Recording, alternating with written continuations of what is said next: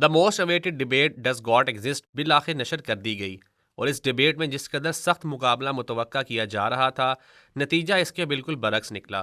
مفتی شمائل نے جس خوبصورتی اور مدلل دلائل کے ساتھ اس ڈیبیٹ کو لیڈ کیا، وہ بلا شبہ فتح مبین کہلانے کے لائق ہے۔ اس گفتگو کی سب سے اہم اور بنیادی بات یہ رہی کہ مفتی صاحب نے گفتگو کے آغاز میں ہی کہہ دیا کہ میں خدا کے وجود کو ثابت کرنے کے لیے کسی مذہبی کتاب کا حوالہ نہیں دوں گا، کیونکہ یہ ڈیبیٹ خدا کے وجود پر ہے، نہ کہ کسی مذہبی عقائد یا مذہبی اعتقادات پر۔ جاوید اختر کی علمی سطح کا اندازہ اس بات سے لگایا جا سکتا ہے کہ انہیں کنٹینجنسی آرگومنٹ کے بارے میں کچھ معلوم نہیں تھا، جو کہ الحاد سے متعلقہ ڈیبیٹس میں اکثر زیر بحث لایا جاتا ہے۔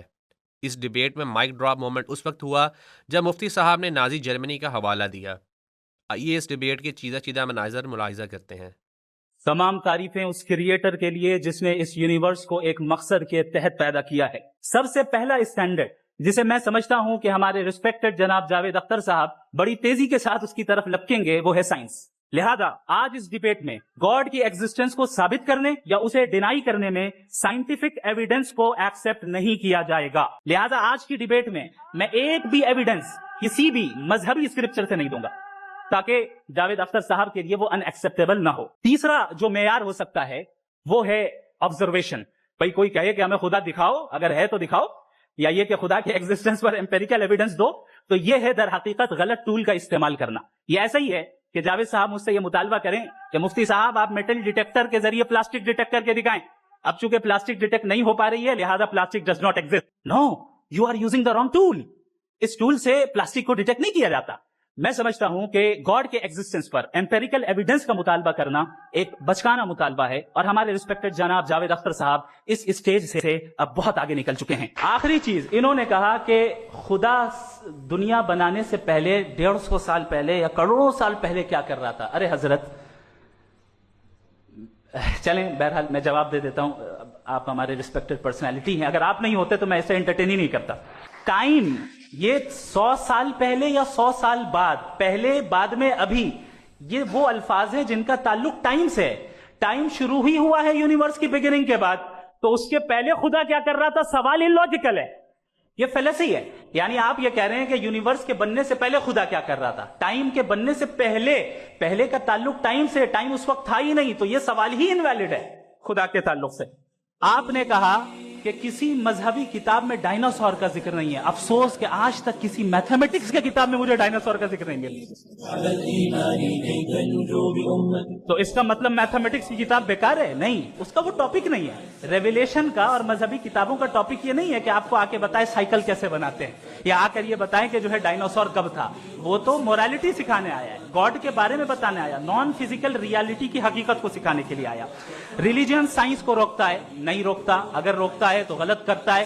ریلیجن سائنٹزم کو روکتا ہے، جس میں ہمارے جاوید صاحب مبتلا ہیں۔ پاکستان کا دیسی سیکولر اور لبرل طبقہ خواتین کے حوالے سے ہمیشہ سے ہی دین اور دینی طبقے پر تنگ نظری اور پابندیوں کا الزام لگاتا رہا ہے، جبکہ حقیقت میں دین اسلام ہی اصل معنوں میں خواتین کی حقوق کا محافظ اور علم بردار ہے۔ پاکستان میں اس وقت خواتین میں ذاتی گاڑی اور موٹر سائیکل کے استعمال کے حوالے سے رجحان بڑھ رہا ہے، اور اسی حوالے سے حال ہی میں عبدالوارث گل صاحب کی ایک ویڈیو منظر عام پر آئی جس میں انہوں نے اس حوالے سے گفتگو کی۔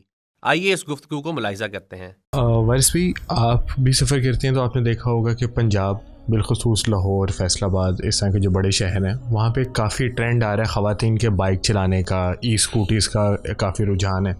تو آپ اس کو ایک تو یہ بتائیے گا کس طرح سے دیکھتے ہیں، اور دوسرا یہ کہ بطور معاشرہ کیا ہم پہ بھی کوئی ذمہ داری عائد ہوتی ہے اس سارے تناظر میں؟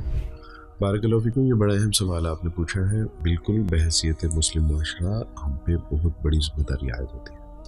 دیکھیں کہ اگر کوئی ماں، بہن، بیٹی ہے، ہمارے معاشرے کی کوئی بھی عورت ہے، اگر وہ شرعی تقاضوں کو پورا کرتے ہوئے گھر سے نکلتی ہے، وہ اسکوٹی چلاتی ہے، وہ بائک چلاتی ہے، تو میرا خیال ہے کہ ہمیں ان کو تنگ کرنے کی بجائے، ان کے اوپر تنقید کرنے کی بجائے، ان کو ہیراس کرنے کی بجائے، ان کے لیے راستے میں رکاوٹ پیدا کرنے کی بجائے ان کے لیے سہولت کا سامان کرنا چاہیے۔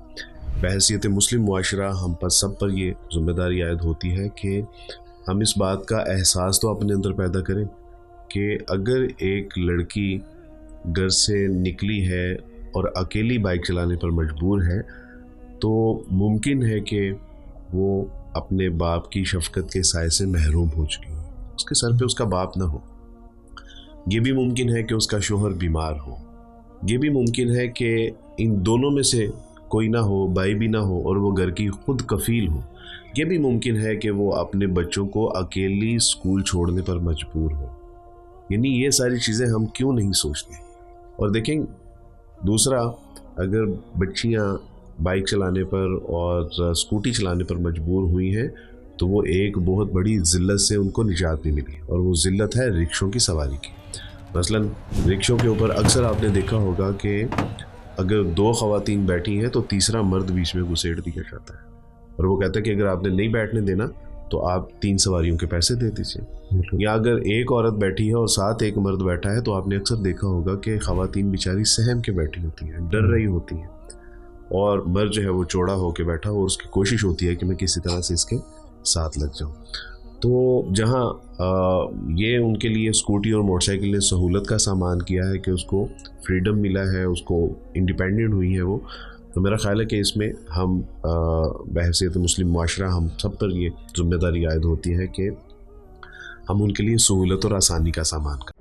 فواد چودھری جو کہ سیاست سے بڑے بے آبرو ہو کر نکالے گئے تھے, اب آج کل دیسی لبرل اسکواڈ میں جگہ بنانے کے لیے اسٹنٹ مارتے دکھائی دے رہے ہیں.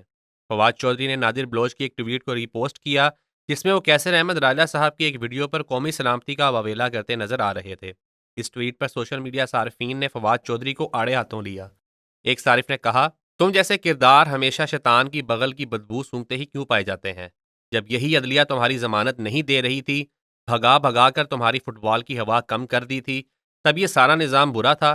آج عدلیہ کے مشکوک فیصلے کی وجہ سے مجرم کی رہائی پر ہوئے احتجاج پر تم FIR کی دہائی دیتے ہو. ایک اور صارف نے کہا, اگرچہ یہ علمی لحاظ سے موضوع نہیں لیکن عوامی رائے دکھانے کے لیے ہم سامعین کو دکھا رہے ہیں. Sweetheart, stay away from such matters, you are good only at political prostitution. ایک اور صارف نے کہا, اگر کوئی پارکوں میں بے حیائی کے خلاف بولتا ہے, تنقید کرتا ہے, یا لڑکیوں اور بہنوں کو تم جیسے پریورٹڈ مین سے بچانے کے لیے سمجھاتا ہے, یا بلاسفیمی کے خلاف بولتا ہے, تو اس میں کیا غلط اور جرم ہے اور کیسے؟ مخالفین کی آوازیں برداشت نہیں ہوتی؟ ایک اور صارف نے تبصرہ کیا, listen you stupid dog and slave of liberals, the issue being discussed here is disrespecting the holy Quran and you fuck idiot are talking about another thing. Tell me what's your stance on the issue being currently discussed. If that's true, what do you say should be done? Pakistan میں اس وقت تاریخ کے بدترین blasphemy مقدمات زیر سماعت ہیں, اور ان کیسز میں ایک کے بعد ایک تمام شواہد اور رپورٹس کو نظر انداز کرتے ہوئے بلاسفیمرز کو ضمانتیں دی جا رہی ہیں. اسی حوالے سے حالیہ فیصلے 23/574 کے جس میں فورینزک رپورٹس اور دیگر واضح تحقیقاتی رپورٹس کو نظر انداز کیا گیا ہے, اس پر لاہور ہائی کورٹ بار ایسوسی ایشن نے اپنی شدید تشویش کا اظہار کیا اور اس فیصلے کو عدلیہ کی تاریخ کا سیاہ ترین فیصلہ قرار دیا. فلسطین کے معاملے پر انٹرنیشنل برانڈز کا بائیکاٹ کرنے کا معاملہ ہمیشہ ہی دیسی لیبرلز کو کھٹکتا ہے, اور ان کا ہمیشہ سے یہ دعویٰ رہا ہے کہ بائیکاٹ کرنے سے کوئی فائدہ نہیں ہوتا. اسی حوالے سے ماریا بی کی ایک ویڈیو منظر عام پر آئی جس میں وہ اس بائیکاٹ مہم پر بات کرتے ہوئے نظر آئیں. اسی حوالے سے انہوں نے بلومبرگ کی ایک رپورٹ بھی دکھائی جس میں بائیکاٹ کے اثرات کا تجزیہ کیا گیا تھا. مزید انہوں نے اس حوالے سے کیا کہا, آئیے ملاحظہ کرتے ہیں. آج میں پاکستانی فاسٹ فوڈ کو سیلیبریٹ کر رہی ہوں. کیوں بھلا؟ کیونکہ کل میں نے بلومبرگ کا ایک آرٹیکل پڑھا, and you know what Bloomberg is, western media. انہوں نے یہ کہا کہ ملیشیا میں اور مسلمان کنٹریز میں بوائیکاٹ کی وجہ سے سارے لوکل برانڈز ہمارے گرو کر رہے ہیں. جو انٹرنیشنل برانڈز کا بوائیکاٹ چل رہا ہے, اس بوائیکاٹ کی وجہ سے لوکل اکانومی گرو کر رہی ہے, اور ہمارے پاس کباب جیز, OPTP, چیزیس, اس طرح کے amazing brands with better quality of food, اور جہاں پر ٹوٹل پروفٹس پاکستان میں جا رہے ہیں. You know who did that? You and me. اس دنیا کی عوام اپنے بہن بھائیوں کو نہیں بھولی. عوام یہ ہے جو اپنے بہن بھائیوں کے ساتھ کھڑی ہے غزہ میں. کیونکہ ویسے تو نام کا سیز فائر ہے, لیکن آپ کو بھی پتہ ہے, مجھے بھی, وہاں ابھی بھی قتل و غارت جاری ہے. ڈیلی لوگ شہید ہو رہے ہیں. بچے سردی کی وجہ سے روزانہ فوت ہو رہے ہیں. ان کے پاس کھانا نہیں ہے, ان کے پاس گھر نہیں ہے, ان کے پاس اس سردی کو برداشت کرنے کے لیے ہیٹرز, کوئی انرجی سورس بھی نہیں ہے. جب میں سنتی ہوں ان کو کہتے ہوئے حسبنا اللہ و نعم الوکیل, تو میں یہ دعا کرتی ہوں کہ آخرت میں ہمارا تھوڑا سا کنٹریبیوشن ہو بوائیکاٹ فار لائف, کیونکہ it's not over. Please support your families in Palestine. Free فلسطین.